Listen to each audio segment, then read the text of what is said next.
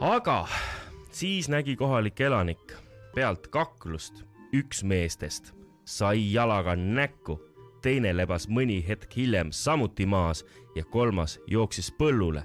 Mis siis juhtus?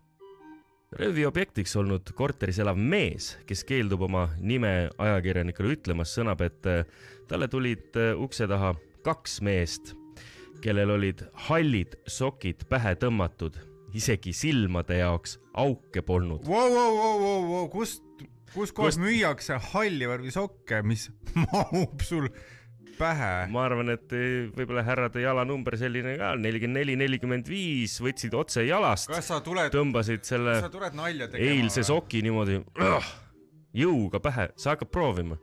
No, ega tõesti. Mul on ka jalanumber, isegi suurem sinu nimetatust. Toimub ajakirjanduslik eksperiment, Robert Kõrvits võtab praegu mütsi peast, prillid eest, võtab oma valge spordisoki ja üritab seda.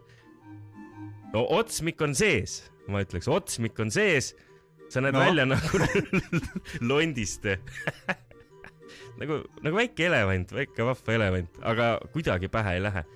Vaata, sul on see flanellsokk, aga oleks vaja ilmselt seda, ütle nüüd see õhem ja šefim, nagu niidisokk, jah. Ilmselt oli peremehega võib-olla ka raske kakelda, kui sa ei näe täpselt, kuhu su löök nagu välja jõuab.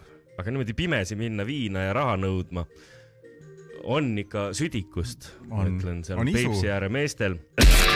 Äkilisim hommikuprogramm esmaspäevast reedeni. Rock FM.